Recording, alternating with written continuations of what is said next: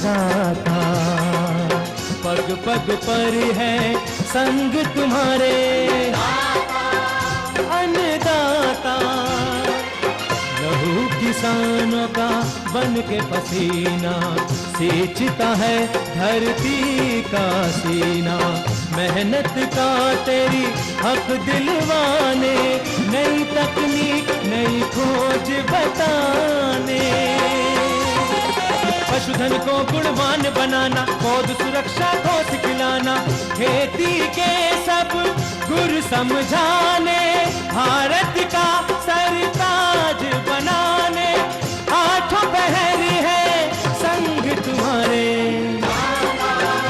अन्नदाता, अन्नदाता। नमस्कार, मैं हूं आपके साथ निदा अहमद। आप सभी दर्शकों का अन्नदाता कार्यक्रम में स्वागत करती हूं। हर रोज की तरह कार्यक्रम में लेकर आई हूं खेती बाड़ी से जुड़ी हुई बहुत सी लाभकारी जानकारियां। तो चलिए सबसे पहले देखते हैं क्या है विशेष आज के कार्यक्रम में।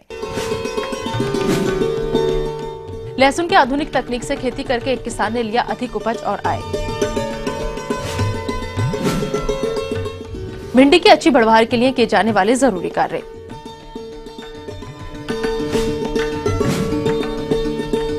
गन्ने की SRI विधि से नर्सरी तैयारी पर जानकारी।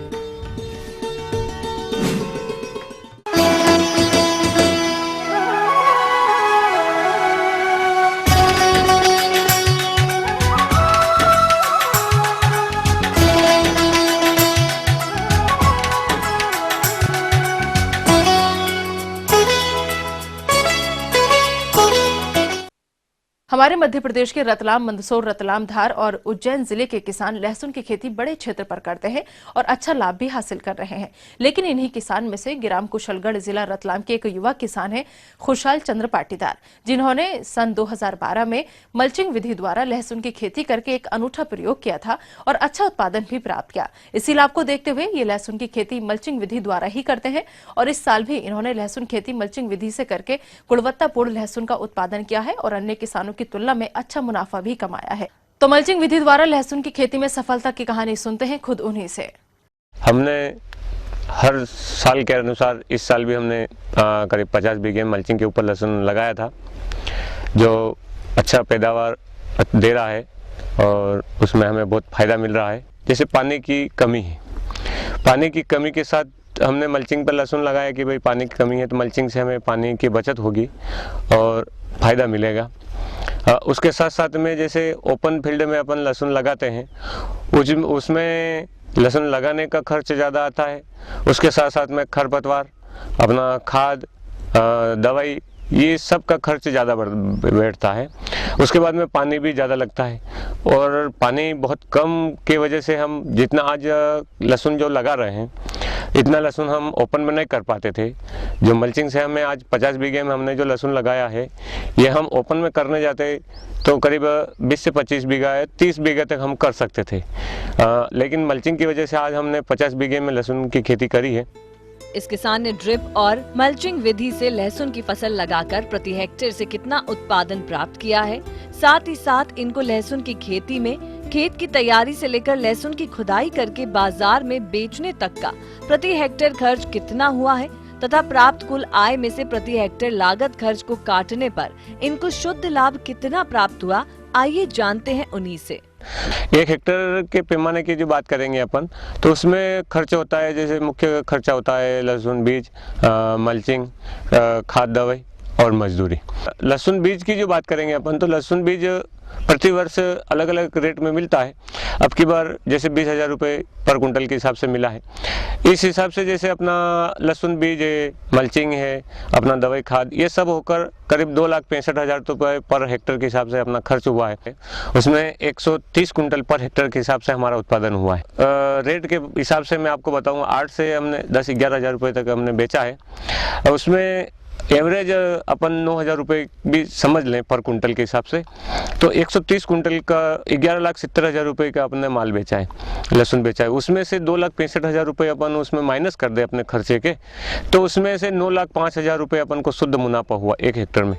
किसान भाइयों, लहसुन की फसल से इतना अच्छा उत्पादन प्राप्त करने के लिए इस किसान ने खेत की तैयारी तथा खाद उर्वरकों का संतुलित मात्रा में प्रयोग करते हुए ड्रिप और मल्चिंग विधि द्वारा लहसुन की बुआई करके खरपतवार नियंत्रण, सिंचाई प्रबंधन तथा कीट और रोग नियंत्रण कर लहसुन की खुदाई किस तरह से की, आइए जानते हैं।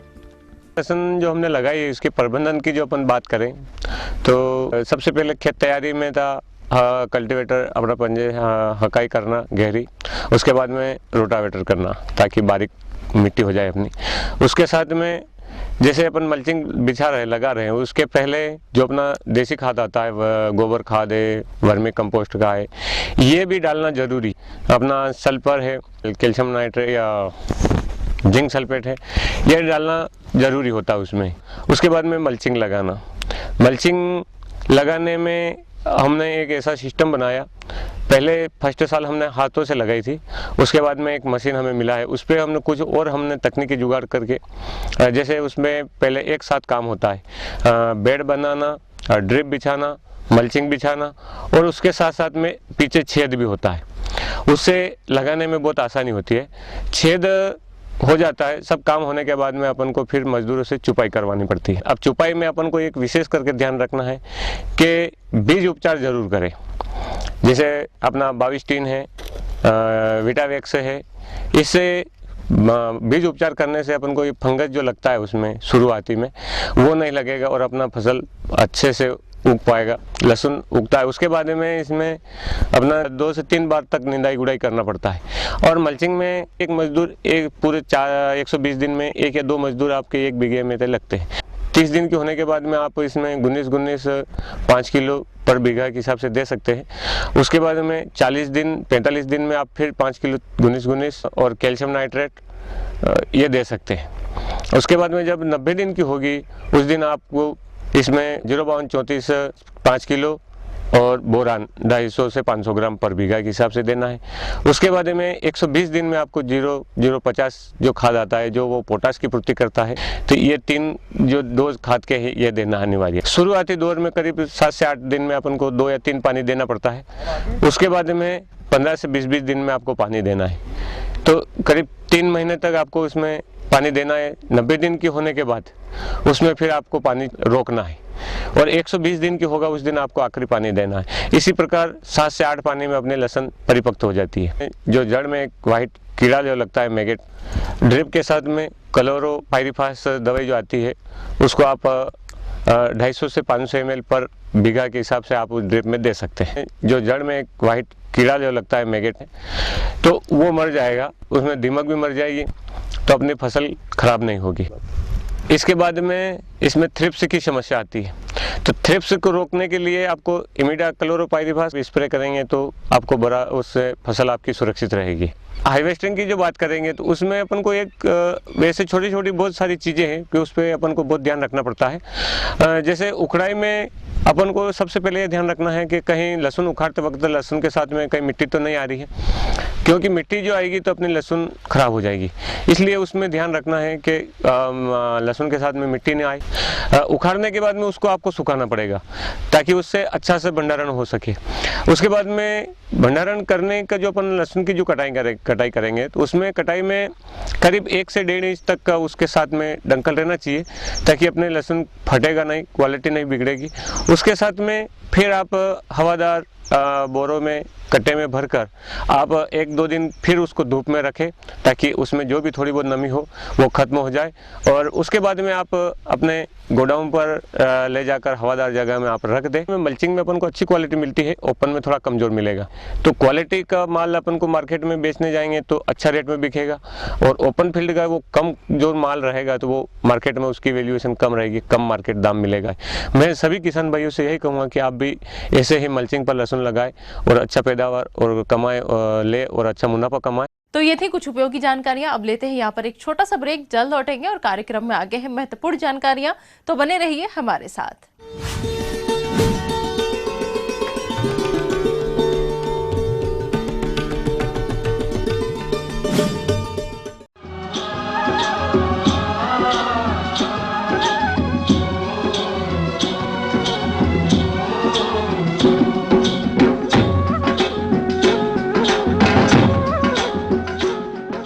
ब्रेक के बाद एक बार फिर से आप सभी दर्शकों का अन्नदाता कार्यक्रम में स्वागत है। बढ़ते हैं अगली प्रस्तुति की ओर।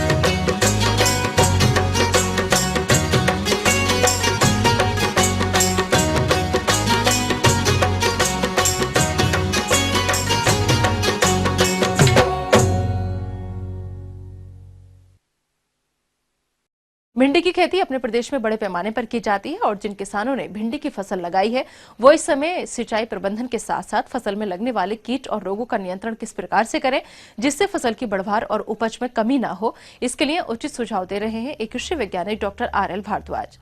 भिंडी एक बहुत ही कॉमर्शियल आर्थिक महत्व की फसल है। जहाँ तक इसके प्रबंधन की बात है, सबसे पहले हम बात करते हैं सिंचाई की। किसी भी फसल की उचित वृद्धि और विकास में सिंचाई का एक महत्वपूर्ण योगदान होता है। अतः हमारे किसान भाई भिंडी की फसल में सिंचाई कब और किस तरह से करें, आइए जानते हैं।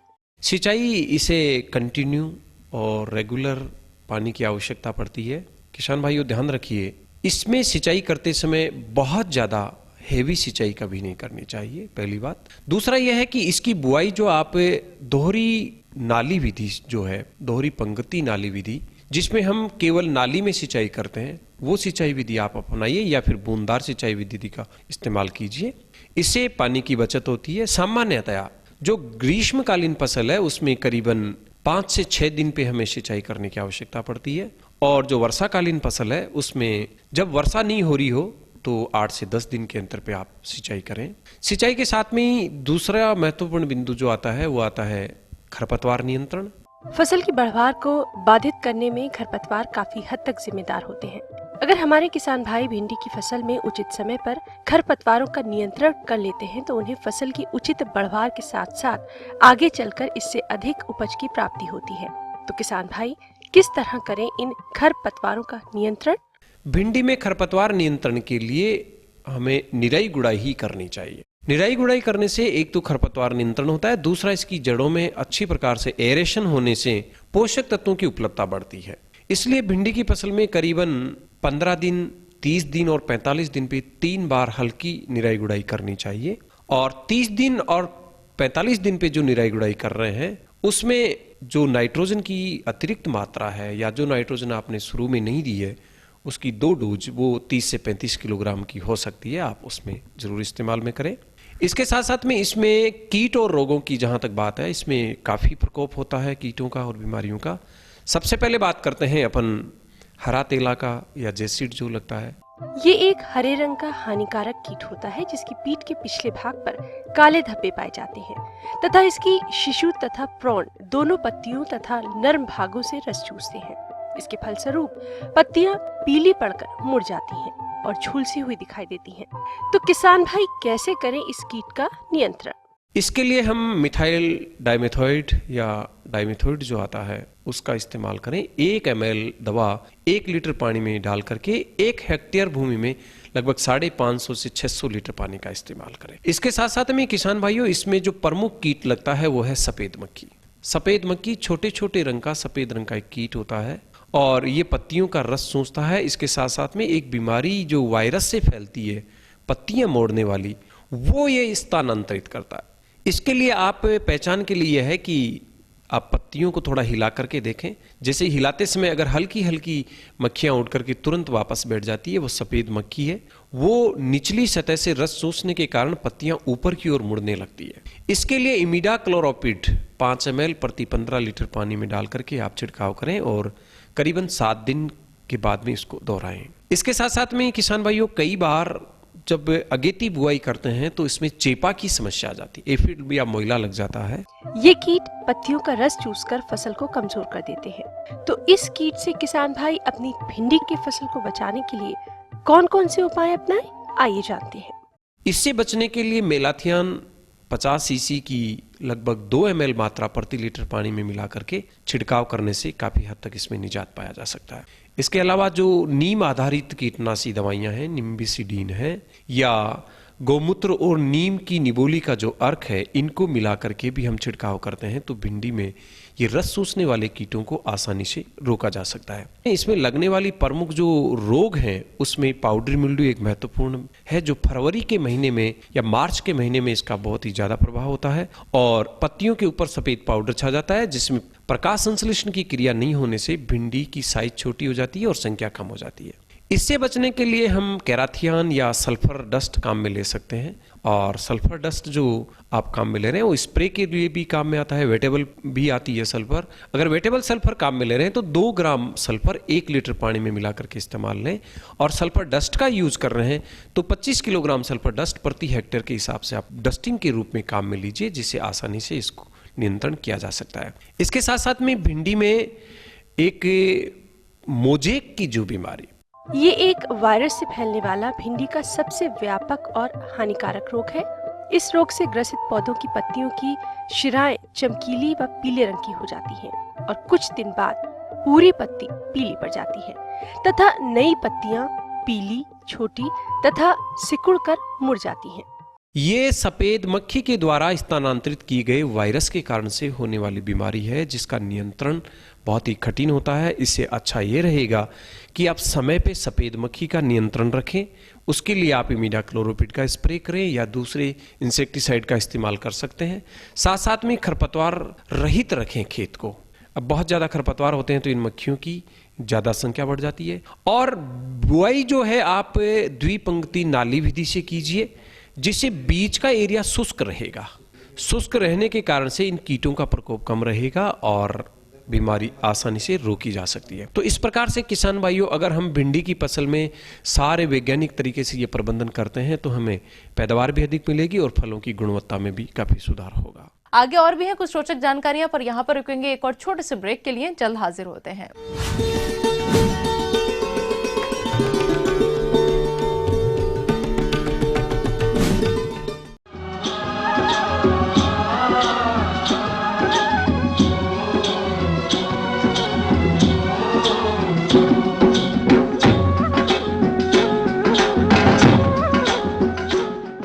ब्रेक के बाद आप सभी दर्शकों का स्वागत है। चलिए अब रुक करते हैं अगली कड़ी की ओर।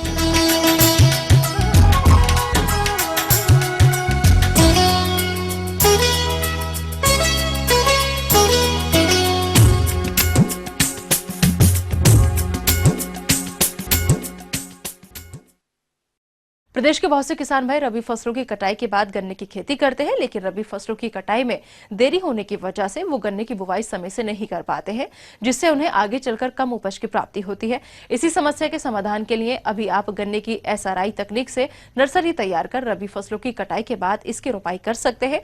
तो गन्ने की नर्सरी तैयार करने की SRI विधि क्या है और इस विषय पर विस्तार से जानकारी दे रहे हैं एक विषय विशेषज्ञ।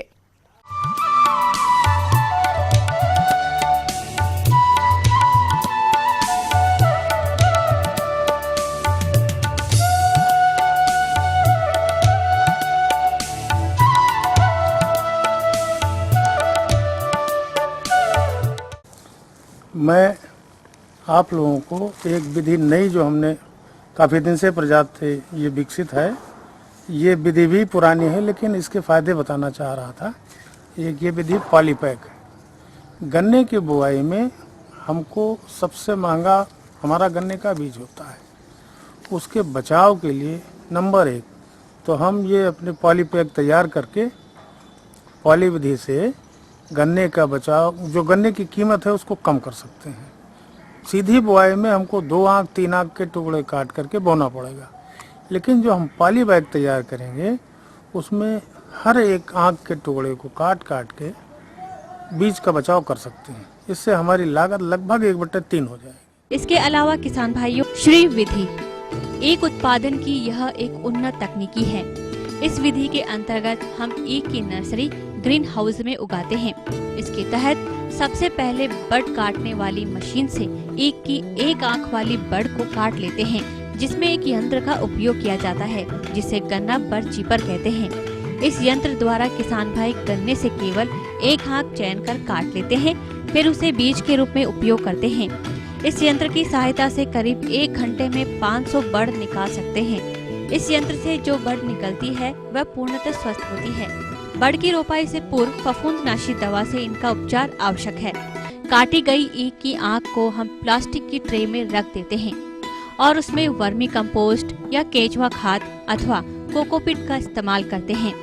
कोकोपीट की अनुपलब्धता के स्थान पर हम पत्तियों की सड़ी हुई खाद का भी इस्तेमाल कर सकते हैं। इसके उपरांत समय समय पर हम इसकी सिंचाई करते हैं। जब नर्सरी 4 सप्ताह की हो जाती है तब हम उसे मुख्य भूमि पर लगाते हैं। इस विधि से तैयार पौधे स्वस्थ एवं रोग व्याधियों से मुक्त होते हैं, क्योंकि इन्हें सही मात्रा में सूर्य, ऊर्जा, पानी, सही दूरी एवं सही समय पर मिलते हैं। इसमें 3 आंख की जगह सिर्फ 1 आंख वाली बड़ को बीज के रूप में व्यवहार करते हैं। इस विधि में सिर्फ 60 से 80 किलोग्राम गुल्ली की जरूरत होती है। इसके अलावा किसान भाइयों, आप गन्ने की नर्सरी पॉलिथीन में भी तैयार कर सकते हैं। इस विधि से सीधे लाइन बना करके उसमें हम अपनी पॉलीबैग लगा के गन्ने से बढ़िया उत्पादन ले सकते हैं। हम आपको ये बताना चाहेंगे कि जिस रेशियो में मिट्टी, सूखी सड़ी हुई खाद और ये भूमि शोधक, ये सब एक साथ मिक्सचर बना के और फिर अपने पॉलीपैक में रख लें। बढ़िया जो रोग रहित गन्ना है उस गन्ने को ले करके और उसके एक एक आंख के टुकड़े इसमें ले आके हम पौध रोपित कर देते हैं। रोपित करने के बाद समय अनुसार हमारा अच्छे समय पे हमारा गन्ना बढ़ता चला जाता है। इस प्रजाति को या किसी भी प्रजाति को आप कर सकते हैं और इसको करने से हमारे किसान भाइयों को कम से कम, जहाँ तक मेरा अपना अनुमान है, 50 से 60% बल्कि और 65-70% भी आप कह सकते हो, 50 से 75 के बीच में आपको लागत कम देनी पड़ेगी, उत्पादन ज़्यादा मिलेगा। इस तरह से हम आप लोगों से कहना चाहेंगे, किसान बंधुओं से, कि यह विधि बजाय सीधी बुआई के अगर आपने लेट फसल लगा रखी है, चाहे वो गेहूं की हो, इस स्थिति में आप कम लागत में अच्छा उत्पादन कर सकते हैं। मैं चाहूँगा कि आप लोग भी इस विधि को अपना कर बढ़िया बेहतर लाभ लें। इसको करने से आपका समय भी बचेगा और जो आपकी फसल है वो जल्दी अपना ग्रोथ शुरू कर देगी। इस विधि को करने से आपका 100% जमा होगा, जिससे आपके उत्पादन पे भी फर्क पड़ेगा। इससे कम से कम 10 से 15% अधिक आप ले सकते हो। बचत भी और लाभ भी दोनों को देखते हुए किसानों के हित में यह विधि बहुत अच्छी है। तो बंधुओं, मेरा अनुरोध आप लोगों से है कि बाकी सारी आप व्यवस्था जो कर रहे हैं सो करें, लेकिन उसके साथ साथ ये पॉली बैग लेट फसल में जरूर उपयोग करें।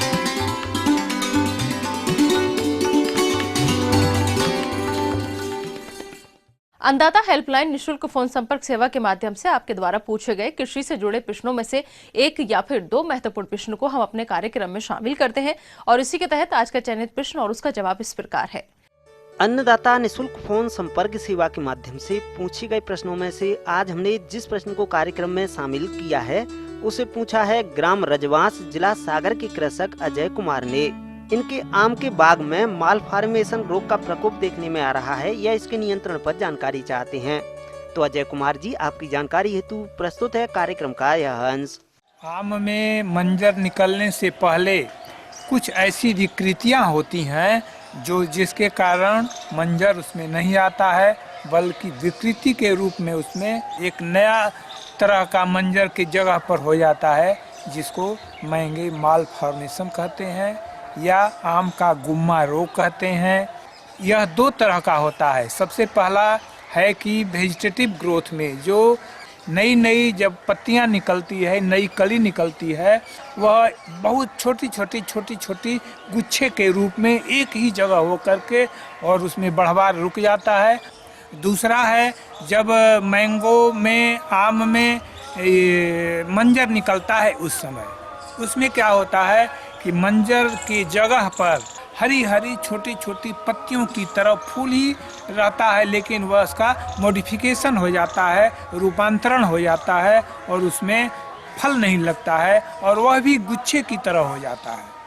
वह देखने में लगेगा कि कुछ अन्य जो मंजर है उससे कुछ हरापन लिए हुए और बहुत घना दिखाई पड़ता है, वह माल फॉर्मेशन है। उसमें एक भी दाना आम का नहीं लगता है। इसका कारण आज तक हमारे वैज्ञानिकों ने एक सही निदान अभी तक नहीं निकल पाया है। कुछ अनुमान लगाया जाता है कि यह एरियोफिड माइट के चलते होता है। हम लोगों ने टीच करके देखा है, उसमें एरियोफिड माइट चलती हुई दिखाई पड़ती है। कुछ लोग कहते हैं कि यह फिजियोलॉजिकल डिजीज है और हार्मोनल डिफिशियंसी या डिसबैलेंस होने के कारण यह होता है। कुछ पैथोलॉजिस्ट, प्लांट पैथोलॉजिस्ट कहते हैं कि नहीं, यह फंगस के कारण होता है। इस तरह से मिला जुला के बहुत सारे कारण एक साथ जुड़ जाते हैं। इसलिए इसके कंट्रोल के लिए, इसके नियंत्रण के लिए हम लोग कई तरह की बातें बताते हैं। सबसे तो पहला है कि इसके जितने भी माल फॉर्मेशंस हैं उसको तोड़ करके इकट्ठा करके ज़मीन में गाड़ दें। दूसरा है, इसके लिए आपको डाइकोफॉल 3 ml और कार्बेंडाजिम 1 ग्राम प्रति लीटर पानी में घोल करके तोड़ने के बाद छिड़काव करने से फिर दूसरी टहनी में इसका आक्रमण नहीं होता है। किसान भाइयों, आम के छोटे पौधों में इस रोग का प्रकोप बड़े वृक्षों की अपेक्षा अधिक होता है। इसलिए छोटे पौधों को इस रोग से बचाने के लिए विशेष देखरेख की जरूरत होती है, जिसके अंतर्गत पौधों में संतुलित खाद्य उर्वरकों का प्रयोग उचित समय से करना चाहिए। इसके अलावा आम के बाग में वृद्धि हार्मोन्स का भी प्रयोग करना चाहिए। प्लांट ग्रोथ रेगुलेटर के रूप में आप प्लानोफिक्स का भी छिड़काव कर सकते हैं और 4 लीटर पानी में 1 ml प्लानोफिक्स मिला करके और उस पर छिड़काव करने से भी इस रोग में नियंत्रण होने की संभावना रहती है।